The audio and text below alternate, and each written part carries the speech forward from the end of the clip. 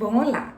Bom, hoje, como eu prometi para vocês, vou conversar um pouco sobre os sinais e sintomas que fazem parte, que compõem o manual, a quinta edição do Manual de Diagnóstico Estatístico de Transtornos Mentais. Vamos começar pelo critério A. O critério A fala que as crianças, para darmos o diagnóstico de espectro autista, as crianças devem apresentar o critério A e o critério B, que vamos falar aqui. O critério A se refere ao déficit ou limitação na comunicação e interação social, que é um déficit limitação permanente. Então, como que podemos reconhecer esse déficit, essa limitação na comunicação e interação social nas várias faixas etárias? Vamos começar pelos bebezinhos. Os bebês, eles com um mês de vida, eles já olham para os seus pais, eles já olham, já tem, a partir da primeira semana eles já olham para os seus pais, e essa fixação do olhar, essa interação social, ela vai ficando cada vez melhor. A interação social é um meio de comunicar, é um meio desses bebês se comunicarem com seus pais. Eles falam com seus pais através desse olhar e através de gestos, de contrações musculares. Parece que eles estão conversando mesmo. Os bebês que têm esse déficit na comunicação, eles vão contactar pouco, eles vão olhar pouco para os seus pais, eles não vão, parece que a mímica deles é empobrecida. Eu me lembro muito bem da minha neta quando a minha enteada saía aqui, deixava o leite para me dar na mamadeirinha para ela. Eu me lembro que quando eu ia dar a mamadeirinha, ela tinha uns 3 meses, eu ficava tentando puxar o olhar dela para mim, mas ela não me olhava. Ela olhava para a luz, ela olhava para outro lugar, mas não procurava o meu olhar. Isso que eu insistia, e eu comecei a notar que ao amamentar ela não olhava para a mãe. Eu pedia para a mãe estimular, chamá-la pelo olhar, mas isso não acontecia. Foi quando começou a minha preocupação com relação a ela. Os bebezinhos, depois eu posso até, se vocês quiserem, deixar alguns vídeos para vocês de um bebezinho de 2, 3 meses, como ele se comunica. Então ele olha, ele gesticula, então eles fazem gestinhos como se ele quisesse realmente falar com seus pais, está interagindo. À medida que esses bebês vão crescendo, com 6 meses, por exemplo, eles já têm, falando em fala, né? Em linguagem, eles já têm uma lalação monossilábica. 6, 7, 8 meses, já tem a gargalhada, sorriem quando estimulado, sorri bastante quando estimulado, gargalham bastante, fazem muitas expressões faciais. Os bebês, quando eles têm esse déficit na comunicação e interação, eles são mais paradinhos, eles até sorriem depois de muito estímulo, tem poucos gestos faciais, eles têm pouca mímica facial. Eles preferem objetos, eles ficam olhando muito tempo para um objeto, e mesmo que os pais insistam, quando os pais insistem bastante pela comunicação, eles até olham, eles sorriem, mas é por pouco tempo, logo eles desviam o olhar, sorri muito pouco, precisa de muito estímulo para sorrir. São aqueles bebês quietinhos, que ficam no seu cantinho. Os pais com 7 meses, eu me lembro inclusive da minha neta com 7, 8 meses, os pais chegavam e ela estava comigo, ela olhava, mas é como se não tivesse chegado ninguém. né? Com 8, 9 meses, o bebê já dá o bracinho, fica alegre, o pai ou a mãe chega, ele ouve a voz do pai e da mãe, já olha para aquele pai e mãe, já fica excitado, já dando o bracinho para ir para o colo do pai ou da mãe. Então, isso é o normal. Os bebês já imitam a voz, o que você fala, imitam os seus gestos, as suas mímicas faciais, né? Você dá sorrisinho, você fala ele fala ele imita o som. Quando vocês estão trocando o bebê, é muito interessante essa comunicação desse bebê, né? De 5, 6 meses, quando vai chegando perto do 8º, 9º, 10º mês, eles já vão começando a apontar. A gente fala que antes da fala, nós temos a comunicação não verbal, porque a fala é apenas, ela é apenas uma parte da comunicação. Então, nós temos a comunicação que ela pode estar entre a não verbal e a verbal. Então, a comunicação não verbal, através de gestos, de mímica, de risada, de fala, é onde o bebê que ainda não fala vai apresentar, né? A comunicação não verbal. Então, o bebezinho com 9, 10 meses, ele já aponta para o que ele quer, ou ele aponta para alguma coisa para interagir com o pai de alguma coisa que ele gosta, já vai dar risada, vai brincar de esconde-esconde, o papai tampa o rostinho dele, ele começa a gargalhar, com 8 meses, 9, ele já tira o paninho, porque ele está brincando de esconde-esconde com seu pai ou com a sua mãe. Ele prefere o rosto das pessoas, ele prefere estar se comunicando com as pessoas no lugar de estarem distraídos com objetos. A criança que tem uma limitação, uma pobreza nessa comunicação, ela até olha, os pais falam, chega um, chega outro, em vez deles interagirem aquele olhar e seguir quem está falando, olhar para quem está falando, eles ficam mexendo ou brincando. Se eles estão brincando com algum brinquedinho, eles ficam brincando e eles não vão em direção a essa voz, né? Quando muita insistência, eles vão olhar, eles vão rir, mas eles com muita insistência, não é uma coisa muito espontânea deles, eles ficam ali olhando, interagindo com o brinquedinho, com o mobile, aí chega o pai, fala, a mãe, e às vezes ele olha, mas logo ele volta a fazer o que ele está fazendo.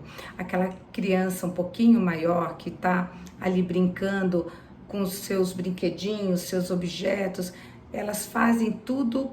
Vão pegar, às vezes, por exemplo, a criança com perto de 1 aninho, quando ela quer pedir alguma coisa para o seu pai ou para sua mãe, em vez de ela apontar, ela pega o seu pai, leva para onde ela quer, né? Em vez de ela interagir, apontar, bababá, balbuciar, ela leva para onde ela quer que pegue o que ela quer. Então, através disso que a gente vai vendo essa interação. A criança com 1 aninho de idade, no aniversário de 1º ano, ela ri, ela bate palma, ela assopra a velhinha, né? A criança com pobreza na comunicação, com uma limitação nessa comunicação, nessa interação, ela fica paradinha ou ela chora, ela não está entendendo o que está acontecendo, não bate palma, ou então a criança, ela com barulho, com parabéns, ela fica irritada, ela começa a chorar, ela não ri, ela começa a chorar, que o pai tem que, né, muitas vezes tirar ela daquela situação que ela fica nervosa. As crianças com essa limitação na comunicação, as crianças com 10, 11 meses, 1 ano, eu vou depois me estender a idade, elas muitas vezes elas têm uma irritabilidade por não conseguir se comunicar. Então, às vezes elas são até agressivas, elas choram muito, porque elas não conseguem essa comunicação, nem a verbal e nem a não verbal. Elas não reconhecem muitas vezes as emoções das pessoas, elas têm dificuldade de reconhecer até as suas próprias emoções. Então, são aquelas crianças que vão gritar por qualquer situação, vão bater nos pais, qualquer coisa que o pai fala já dá um tapa no pai, né? Uma criança de 1 ano não é normal ficar dando tapa no pai ou gritar por horas seguidas, né? Fazer aquela birra prolongada, sem razão, muitas vezes sem razão. Então, é uma preocupação, é a dificuldade na comunicação. A criança com 1 aninho, até 1 ano e 3 meses, ela já tem que estar falando pelo menos 3 palavrinhas de forma funcional. Papai, mamãe, vovó, porque antes disso, com 10, 8, 9, 10 meses, primeiro vem a vocalização monossilábica, depois a criança começa já o da, babá, né? Ou papá, mas ainda sem função de papai, mamãe ou papai. Às vezes ela fala papá pro papai. Agora já com 1 ano e 2, 1 ano e 3, 1 ano e 4, ela já vai se comunicar. Papai, mamãe, direcionando ao papai, a mamãe, a vovó, vovô, né? Com 1 ano e 6 meses, a criança já deve estar falando em torno de umas 20, 15, 20 palavras. Não é normal o bebê chegar a 1 ano e 6 meses sem estar falando nada. Uma preocupação minha que eu vejo dos pais é que eles, com o problema da pandemia, muitos põem a culpa na pandemia. Tudo bem, claro que a pandemia afastou muitas crianças, né, do seu convívio social com outras crianças, mas não dá para culpar a pandemia por a criança não estar falando nada com 1 ano e 5, 1 ano e 6, 1 ano e 8 meses. Não é normal, porque o pai está falando, ela está tendo contato com as pessoas da própria família que falam, que interagem com ela. E porque que todas as outras crianças, muitas já estão falando, então nós não podemos culpar apenas a pandemia, tá? É claro que quando a gente vê uma criança que está com atraso da fala, atraso da linguagem, nós temos que ver, será que essa criança só fica na televisão, os pais trabalham o dia inteiro, às vezes fica com a avó, que não é culpa da avó, mas a avó tem suas tarefas, tem o que fazer, e aí a criança acaba ficando só na televisão, só no iPad, só no celular. Isso realmente pode atrasar, mas se for isso a causa do atraso, desligou telas, criança tá tendo contato com outras crianças em 3, no máximo 6 meses, é para se a criança começar a falar e esses prejuízos não vão apresentando esse tipo de prejuízo. É uma das provas que realmente não tinha nada, né? Agora, se essa criança continua, mesmo com a interação com outras crianças, você tira a televisão, tira os eletrônicos e ela continua num atraso, nós temos que considerar. Crianças de 2 anos, gente, é para estar falando frases. Criança com 1 ano e 7, 1 ano e 8, já é para estar falando frases. Eu quero, me dá, não quer. Então, já é para estar falando frases.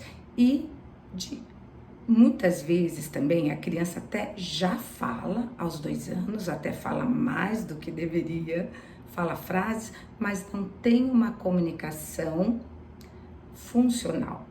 Ela fala, ela repete muitas vezes o que os outros falam, ela tem a ecolalia, né, que é comum no primeiro até o 2º ano de vida, mas essa ecolalia vai desaparecendo, né, no percurso do aprendizado dessa criança. O que seria a ecolalia? É que a criança repete, ela começa a falar, pai, olha, a criança olha, fala, meu filho, tudo que é ecolalia imediata, né? Tudo que o pai ou alguém fala, ela repete no mesmo tom, na mesma voz, ela só repete. Então a pessoa, nossa, ela tá falando, mas ela só tá repetindo. Tem a ecolalia tardia, que acontece na criança que já tá também falando frases, mas a criança, você tá perguntando, ela fala uma palavra ou outra e ela começa a lembrar de coisas que aconteceram ontem e de repente ela fala nesse acontecimento fora do contexto, do que está sendo conversado naquele momento, né? Ah, você vai brincar? Dudu, você vai brincar? Você brincou com o seu amiguinho? Brinquei. O Dudu, ou ele fala o nome de outra criança, caiu. Ele fala assim, de repente, ou ele não está se comunicando e ele começa a falar palavras que ele ouviu na televisão, ou ele ouviu outra pessoa falando, mas sem contexto, né? A gente fala que é uma comunicação que não tem o contexto. Então, é uma comunicação que ele não está conseguindo, apesar de ele estar falando, mas ele não está conseguindo se comunicar, ele não está conseguindo transmitir o que ele quer. Então, isso também é uma falha na comunicação, né? A seculalia tardia, ou a criança começa a repetir palavras que ela aprendeu, ela repete de forma frequente, não está sendo perguntado nada, ela falou caiu, acabou, olha, você não está perguntando nada, e ela, de repente, ela fala, acabou, olha, né? Sem contexto, sem ninguém tá perguntando, sem ninguém tá falando nada. Então, isso é uma comunicação, é uma falha na comunicação também. Então, nós temos que reconhecer isso também, né? Tudo bem, a criança pode começar a falar depois dos 2 anos, ou então vai para um estímulo, vai para fono, mas teve esse atraso. Nós temos que ver o repertório da criança, a aquisição desse repertório na idade certa para aquela faixa etária. Se ocorreu muito tempo depois, meses depois, a criança começou a apontar, mas ela começou a apontar quando ela tinha 1 ano e 6 meses, 1 ano e 5, tá atrasado, ela é para estar apontando até antes de 1 aninho, no máximo até 1 ano, 1 ano e 2 meses. Não, ela começou a dar palma, a bater palminha, mas com que idade? Com 1 ano e 5 ela começou a dar palminha. Está atrasada, ela deveria estar batendo palma antes de 1 ano, com 1 ano, que é a imitação. Quando a criança tem um contato visual eficiente, ela vai aprender através desse contato. Se a criança não tem um contato pobre, um contato não sustentado, ela vai ter mais dificuldade em aprender, imitar. Então, essa criança vai demorar para fazer isso. Ou então ela aprende a dar tchau, tudo bem. Só que eu lembro também isso da minha neta. Ela dava tchau para alguém e alguém dava tchau para ela, ela ficava olhando, observando e a pessoa insistindo para dar tchau. Eu mesmo, né, cansei de insistir o tchau. Só que só quando a pessoa vai embora, já saiu da visão dela, aí de uma forma bem atrasada ela dá o tchau, né? De uma forma atrasada.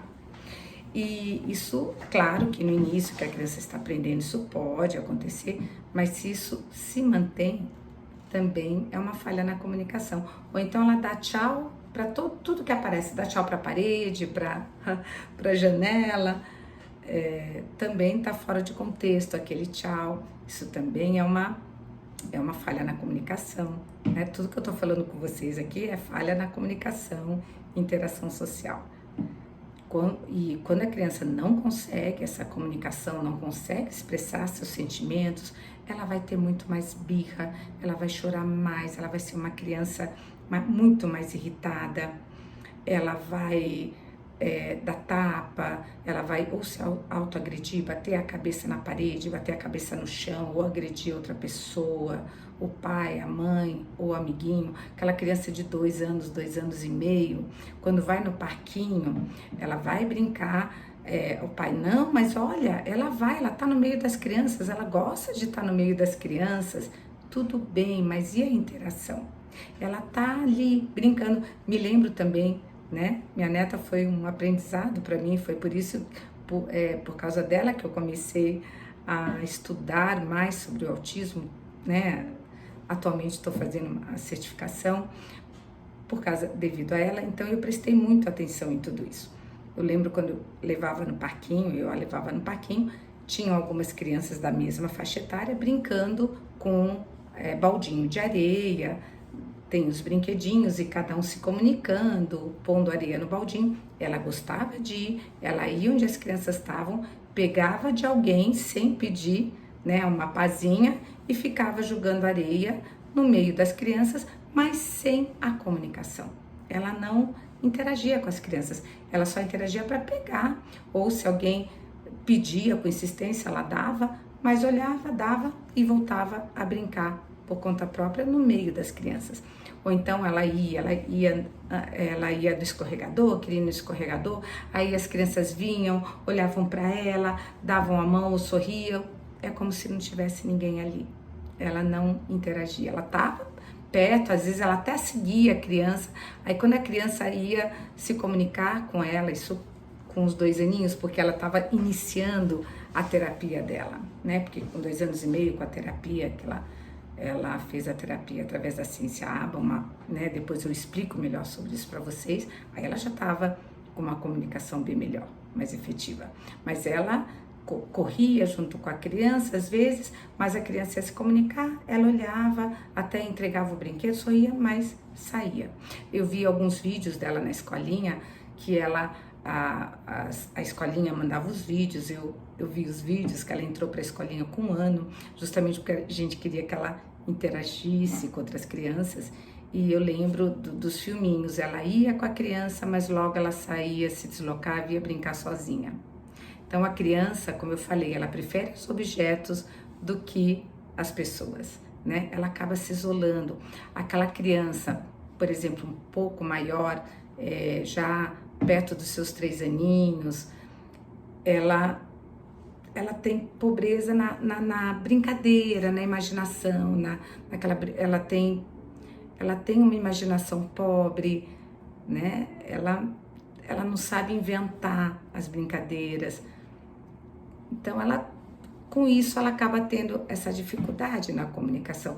Às vezes, ela até quer interagir com as outras crianças a chamam, ela vai, mas ela fica pouco, porque ela não entende a brincadeira, ela não entende muitas vezes os sentidos daquela brincadeira, e aí ela acaba ficando pouco e acaba se afastando. Aquela criança um pouquinho maior, 3, 4, 5 anos, que já está na escolinha, ela até se comunica com seus amiguinhos, mas ela não consegue iniciar uma conversa, iniciar uma brincadeira. Ela precisa que alguém venha, a leve para brincar, puxe ela para a brincadeira, aí ela fica até feliz, mas ela não consegue manter uma conversa, manter aquela brincadeira, ou por curto espaço de tempo. Aí logo ela se afasta, porque ela não entende aquela comunicação, então ela vai ficar quietinha no canto dela. Aquela criança, nossa, ela é muito quietinha, ela não fala, ela olha pouco para os colegas, ela fica fazendo o desenho dela, sem essa interação com as outras crianças. E às vezes os professores são os primeiros a notarem, ou às vezes, se tem muita criança, se é uma criança que tem uma boa, fala bem, eles não conseguem prestar atenção nessa comunicação empobrecida que essa criança tem, né? E aí a menina, principalmente, ela engana muito.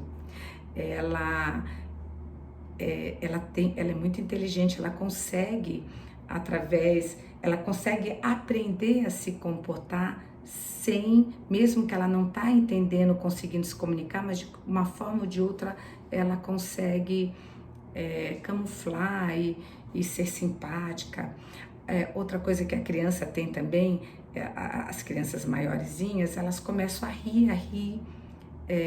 Como elas têm essa dificuldade em comunicar, em conversar, ela começa a rir sem mais nem menos, ela dá risada de tudo, né? Ou chora muito mais. Ou então é aquela criança da escolinha que tem só um amiguinho, ela não consegue se comunicar com todas as outras crianças. Então ela escolhe um amiguinho, ou ela só consegue lidar com menina, não com menino. Então ela faz essas escolhas também. Nossa, ela tem um amiguinho que ela só quer saber daquele amiguinho. Também não é legal. Isso às vezes é por dificuldade mesmo de comunicação daquela criança.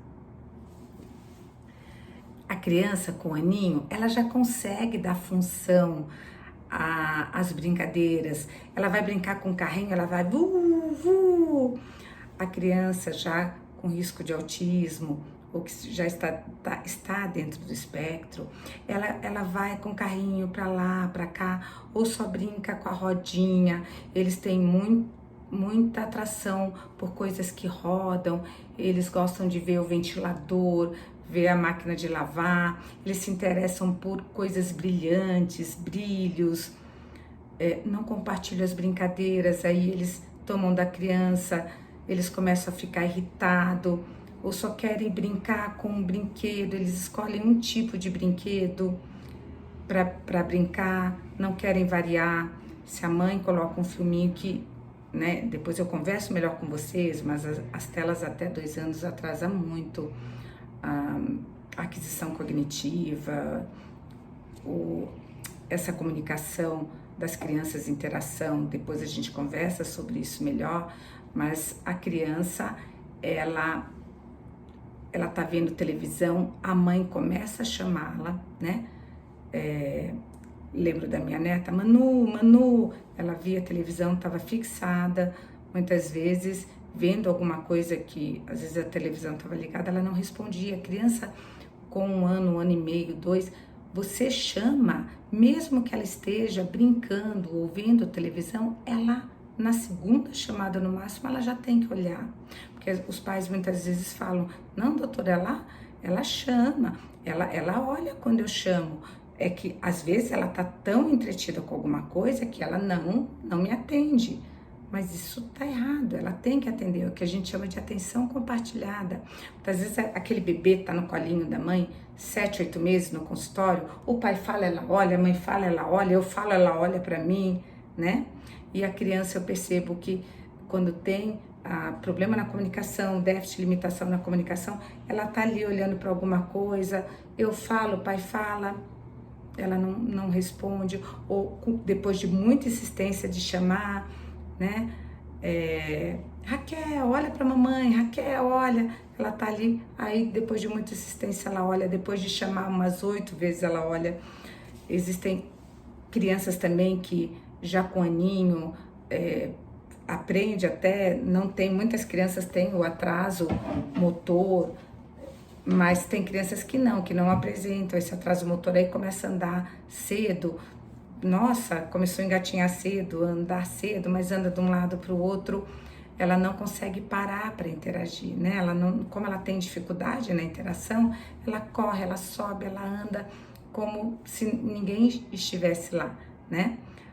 Às vezes a criança tá brincando, subindo, claro que a criança quer explorar o ambiente, mas se chega alguém com brinquedo, com alguma novidade, ela já vai parar o que ela tá fazendo, ela vai parar de correr, pular e vai atrás daquela pessoa que tá com aquele brinquedo, ela vai querer interagir, né? Mas não, às vezes a criança continua, a mãe chama, olha fulaninho, venha ver o que a mamãe comprou. Não, né? E a boneca, com aninho, a criança já imita, né? Até um pouquinho antes de 1 ano, vamos fazer o bebê ninar, nana, neném, o bebê já imita, para pôr o bebê para ninar, ou dar comidinha para o bebê com aninho, ele já imita, dá comidinha para o bebê, mas a criança não, ela pega às vezes a boneca, ou ela não se interessa, você dá aquela boneca, ela não se interessa, ou ela pega a boneca pela cabecinha, pelo cabelo e anda com aquela boneca para cima e para baixo, né? Porque ela não sabe a função da brincadeira com a boneca, ela não imita o adulto, porque ela tem aquele pouco contato visual, ela não tem um contato sustentado, né? Então ela não aprendeu a imitar e ela não dá a função. A criança fica naquela rodinha, gosta de ficar brincando com coisas que rodam e não dá função àquele carrinho. Então elas brincam com os brinquedos, mas não de uma forma funcional, né? Então isso também acontece muito com as crianças que estão dentro do espectro. As crianças mais velhas, elas são aquelas crianças quietas, que fazem muito poucos amigos, por dificuldade na comunicação, elas não querem sair de casa, querem ficar quietinha no canto delas. Ele não gosta de sair, ele gosta, doutora, de ficar no canto dele, vendo seu videogame, vendo seu celular, os amigos chamam, ele não quer ir. Por quê? Porque ele sabe que ele vai ter dificuldade nessa comunicação. Ele tem, muitas vezes a criança, ela consegue até entende muito de um assunto, de uma brincadeira, então ela só quer falar naquele assunto, só quer falar do que ela entende, e quando vai diversificar o assunto, ela já não entende, aí ela sai da rodinha. Isso é uma dificuldade na comunicação também, tá? Bom, isso é sobre a comunicação. Nós vamos falar agora sobre o critério B. Bom, agora nós vamos passar para o critério B. Então, a criança, para estar dentro do espectro autista, ser autista, precisa também, além da limitação do déficit de comunicação e interação social, ela precisa apresentar comportamento, padrões de comportamento repetitivo, restrito, não só comportamento, como atividades restritas e repetitivas, interesses restritos e repetitivos. Então, nós vamos notar isso já desde o bebê que só quer dormir no colo da mãe, ou só quer dormir no colo do pai, só quer dormir na posição em pé, ou não aceita dormir em outros locais, só quer dormir no carrinho naquela posição.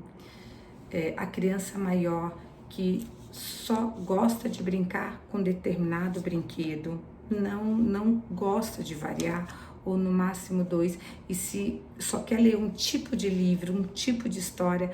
Se a gente muda, se o pai ou a mãe muda o livrinho, não, vamos agora passar para esse livrinho, a criança fica irritada, chora, apresenta muitas vezes um comportamento disruptivo, porque você tirou o que ela queria, porque ela só quer aquilo. A criança só quer comer naquele tipo de cadeira, só serve aquele tipo de prato, só serve aquele tipo de copo.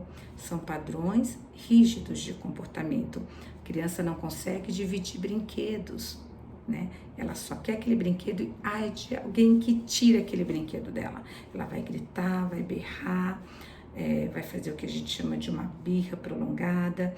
Muitas vezes ela se autoagride quando você tira o que ela quer. Quando você tira ela da posição ou do lugar que ela está acostumada, ela começa, às vezes, até se autoflagelar ou bater, agredir o outro, o pai, a mãe, o coleguinha, bate a cabeça na parede, né? São comportamento rígido. Aquelas crianças maiorzinhas que só querem um tipo de roupa, só quer vestir camisa azul, só quer vestir camisa e short preto, ou só quer vestir calça jeans, menininhas que só querem vestidinhos, não quer colocar outro tipo de roupa, escolhe uma fantasia e só quer aquela fantasia. Crianças adoram fantasias, né? Mas pode variar, uma hora de princesa, outra hora de Branca de Neve. Coloca aquela fantasia e não quer tirar, mesmo que vai sair, vai passear, vai para o shopping, não, vamos tirar. Eu me lembro da minha neta, ela só queria se vestir de princesa e muitas vezes a gente queria trocar a roupinha dela para passear com ela em outro lugar, ela não queria, a gente tinha que pôr, se estava frio, colocava uma calça embaixo daquela fantasia, porque não queria tirar aquela determinada tipo de fantasia, ou só serve um tipo de tênis, só aquele tênis, né? Então, são comportamentos rígidos que dificultam também a comunicação e a interação das crianças com outras crianças. Crianças maiores, elas vão, até querem, têm intenção de brincar com as outras crianças, mas se a vontade delas não for atendida, não, eu só quero brincar, tem que ser assim, a brincadeira tem que ser assim, ou só podemos brincar desse tipo de jogo, não quero outro tipo de jogo. Não conseguem, porque as crianças às vezes querem variar, querem brincar de outras coisas, mas não aceita a opinião da outra criança, tem que ser a dela, tem que prevalecer. Aí tem os movimentos motores, nós chamamos de atipias motoras, atipias não, estereotipias, desculpa, estereotipias motoras. Então, aquela criança que fica balançando a mão o tempo todo, ou balançando para cá e para lá, ou começa a correr para lá e para cá, não tem parada, corre de um lado, corre para o outro, Claro que as crianças gostam de correr de um lado para o outro, mas tudo tem um limite. Se chega alguém com uma coisa mais interessante, conversando, aí ela se distrai, vai fazer outra coisa, outra atividade. Mas tem crianças que não param, precisa parar para comer, para tomar banho, não quer saber de parar e corre, pula. Porque elas não têm interesse nas pessoas, elas querem estar em movimento. Criança pula, pula, pula, tudo bem, toda criança gosta de pular, qual criança que não gosta de pular? Mas tá pulando, pulando, mas aí você vai com outra atividade, chama para outra coisa, a criança vai, consegue. As crianças autistas não, você chama, você fica, às vezes fica 1 hora. Eu me lembro que minha neta às vezes ficava 1 hora pulando. Se estava no balanço, ela não saía do balanço de jeito nenhum. A gente até cansava, até escondia o balanço, porque ela não queria sair do balanço, né? Precisava ficar balançando, balançando. Às vezes estava na hora de tomar banho, de comer, não conseguíamos tirar ela do balanço. Isso tudo antes do tratamento dela. Então, a criança não consegue sair de uma determinada atividade. Claro que as crianças,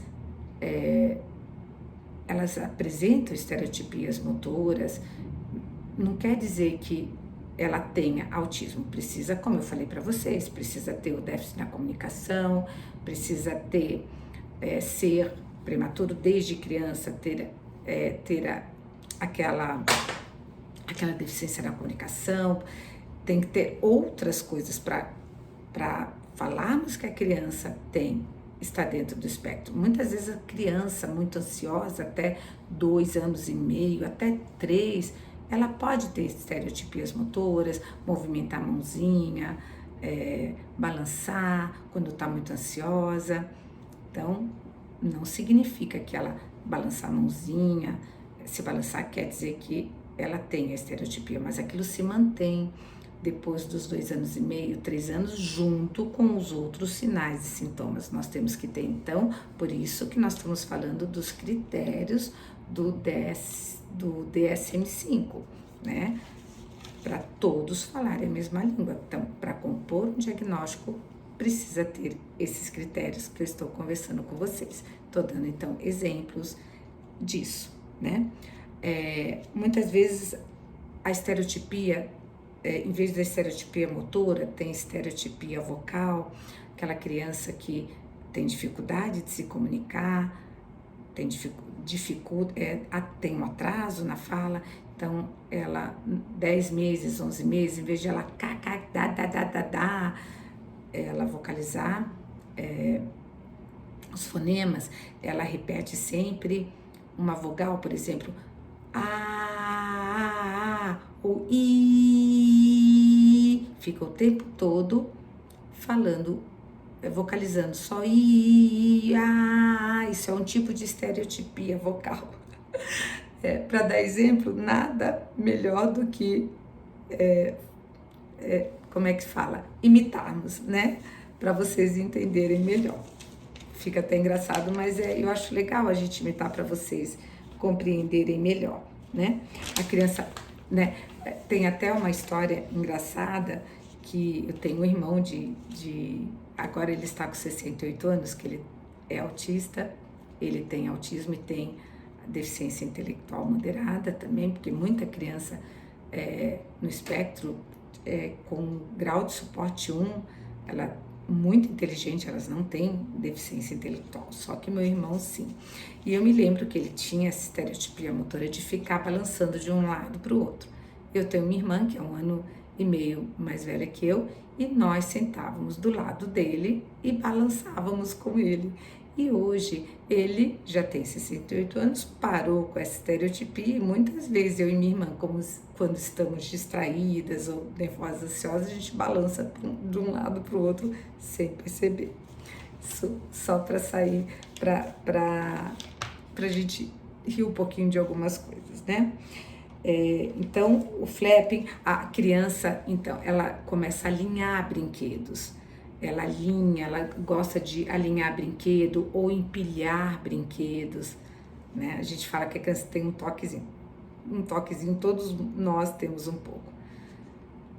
Então ela começa a alinhar, começa a empilhar, ela não quer vestir outro tipo de calça, ela só quer calça jeans, como eu falei para vocês, um tipo de blusa, um tipo de cor. E aqui a criança muitas vezes ela tem um apego muito grande a um determinado objeto, a um brinquedo. Eu me lembro também da minha neta, ela estava brincando, ela pegava uma vassoura, ficava andando com aquele cabo de vassoura para cima e para baixo, ela não largava. Quando ela queria pegar outra coisa e fazer outra coisa, ela usava a outra mão, mas aquele cabo de vassoura ela andava de um lado para o outro. Ou então a criança pega um ursinho, não desgruda daquele ursinho por nada, né? Vai passear, vai com ursinho, vai na escola, leva ursinho, vai na casa da avó, leva aquele ursinho, não desgruda de nada. É comum as crianças terem um objeto de transição, a gente dá uma naninha, né, quando elas são crianças, para elas conseguirem adormecer sem a necessidade da mamadeira, da chupeta, para se apegar a algum objeto de transição. Mas não é normal a criança crescer, já tá ali com seus 4, 5, 6 anos, aquele paninho já tá super, como é que se fala, desmanchando, mas ela não desgruda daquele paninho, daquele objeto de transição, já passou da idade e ela tá com aquilo. Isso é um apego, as crianças geralmente têm muito apego a objetos e tem essa, como é que se fala? Tem essa mania, né, de segurar, de ficar. Minha neta agora com tratamento, tá com 3 anos, ela já não tem mais esse apego, mas era muito esse apego que ela tinha. Eu tô vendo aqui para não esquecer de nada, então tô vendo aqui nas minhas anotações, tá? Apego excessivo. Outra coisa também é com relação a hiper ou hipossensibilidade, que está nesses padrões, né, repetitivos e repetitivos de ação, de comportamento. A hiper ou hipossensibilidade. Então, a criança, quando vai em um lugar com muito ruído, muito barulho, eles têm dificuldade sensoriais. Então, eles não conseguem, eles ou põem a mãozinha no ouvido, ou ficam, as crianças menores, às vezes põem a mão no ouvido, mas gera uma irritabilidade que os pais têm que sair daquele ambiente que tem muito barulho, porque ela desregula, a gente fala que ela desregula, ela começa a gritar, começa a se bater, porque ela não aguenta aquele ruído, vem para ela como uma coisa horrível, e muitas vezes a gente não entende, a gente está achando que a criança está fazendo malcriação, e não é, que aquele ruído ela não está recebendo bem aquele ruído, por transtorno nesse processamento sensorial. Quando a criança tem esse transtorno do processamento sensorial, é aquela criança também que vai ter muita seletividade alimentar. O bebê tem dificuldade muitas vezes em amamentar, em ser amamentado, é aquele bebê irritado, porque ele não aguenta a roupa, ele não gosta de ser aquecido, ele não gosta, ele fica muito irritado quando os pais agarram ele e acham que o bebê começa a berrar, acham que precisa aconchegar, porque os bebês gostam, né, desse aconchego, mas o bebê muitas vezes, autista, ele não aguenta, ele quer ficar livre, ele não aguenta ser agarrado, ser apertado, ele quer, aí quando os pais colocam ele na cama, aí ele começa a se acalmar. Então, são aqueles bebês hipersensíveis que tudo, qualquer barulho, qualquer roupa que irrite a pele deles, eles ficam incomodados. Aquele bebê que só dorme sendo muito chacoalhado, por esse transtorno sensorial, né, de processamento sensorial. O bebê, as crianças, então, elas têm também dificuldade quando iniciam uma alimentação complementar, elas demoram para aceitar os alimentos, ou elas só querem aquela textura, elas ou não aceitam a textura pastosa. As crianças, quando vão na fase da papinha, elas não aceitam, por causa da textura. E quando começa a dar pedacinho, elas vão aceitar melhor o alimento.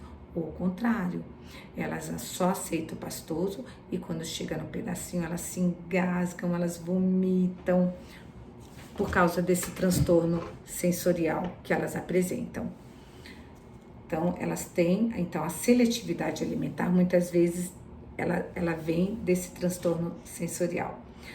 A criança aí já é uma rigidez comportamental, ela só quer uma marca de um biscoito, ela só come carne, um tipo de carne feita daquele jeitinho, ela gosta daquele tipo de carne, mas se ela é feita de uma outra forma, ela não aceita.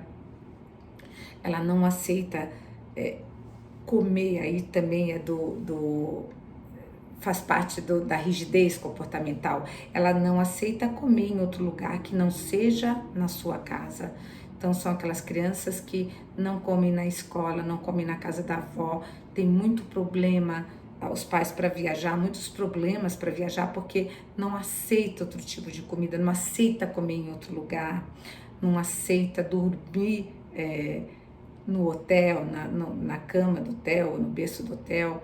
São crianças que quando os pais mudam de cidade ou mudam de escola, elas não aceitam essas mudanças. Elas desregulam. Criança mudou de cidade, desde que eu mudei, doutora, ele não se adapta, ele fica irritado, parece que ele quer voltar para o lugar onde ele estava. Muitas vezes os pais mudam de apartamento, vão para uma casa ampla para a criança brincar melhor, mas a criança não aceita, ela quer voltar para o apartamento porque ela não aceitou a mudança. Muda de escola, a criança se acostumou com os mesmos amiguinhos, esse problema da comunicação, né?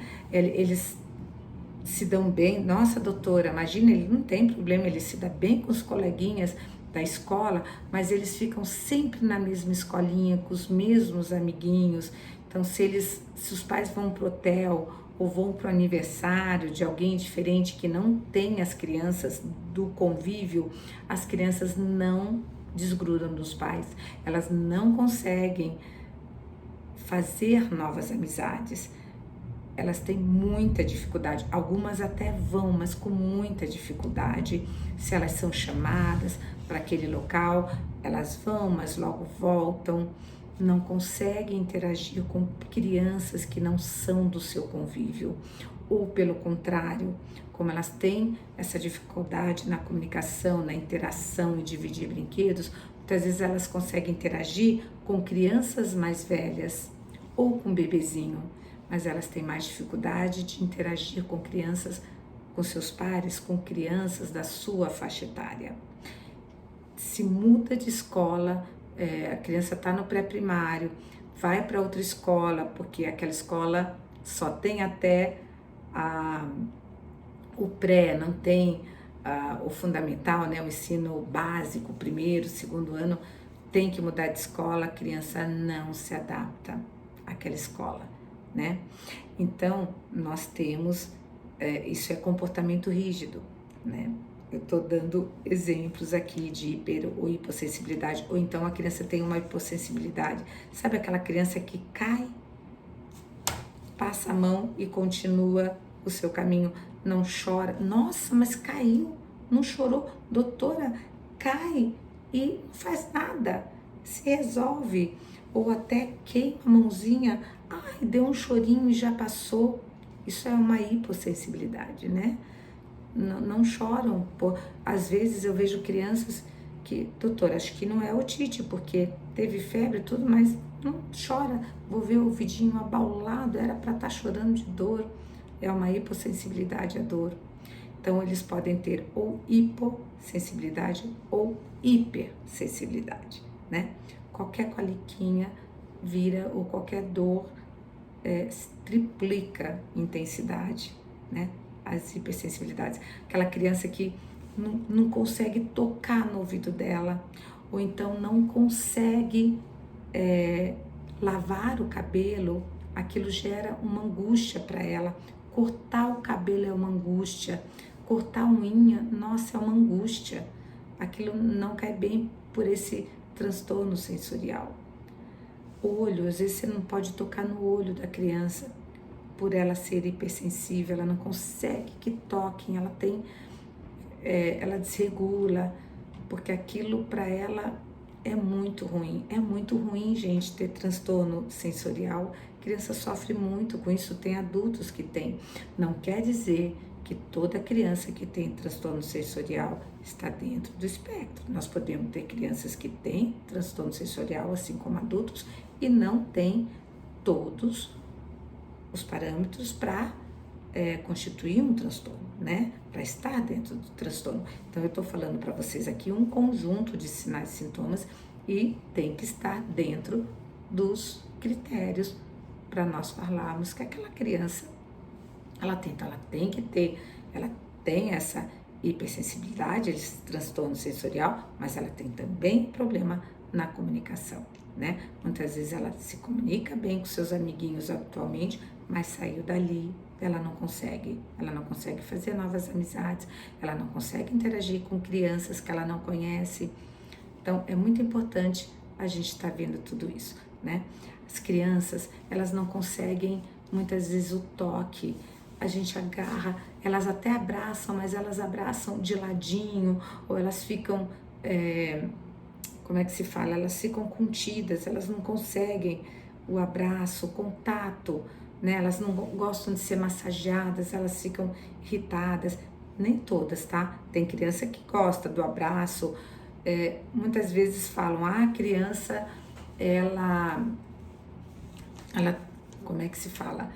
A criança não é carinhosa, a criança autista é fria. Não é isso, gente. É que as crianças têm dificuldades nesse toque, nesse abraço, pelos transtornos sensoriais. Não é que elas não querem, tá? Elas têm dificuldade, mas tem crianças que já aceitam, né? Que elas vão sendo, vamos dizer assim, sensibilizadas aos poucos, a gente vai abraçando, beijando.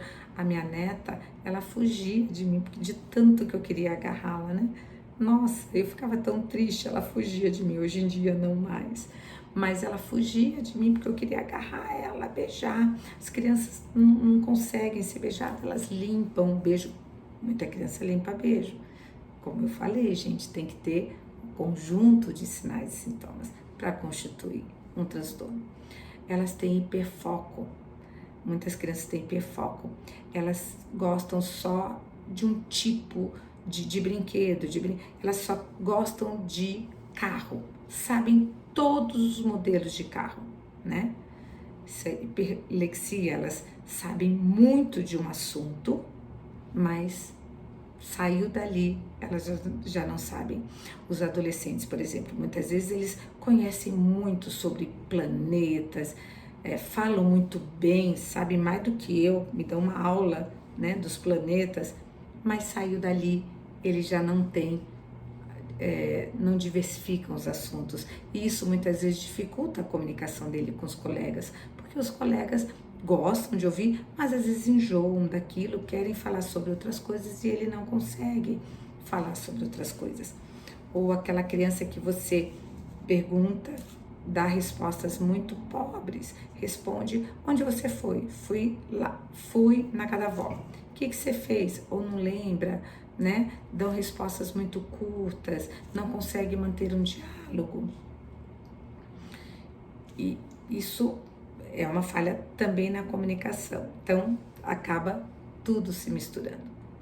Então, a criança tem que ter esse comportamento, esses padrões de comportamento rígido, não inflexível, elas são inflexíveis, né? Só serve daquele jeito, as brincadeiras, por isso que a dificuldade delas brincarem com outras crianças.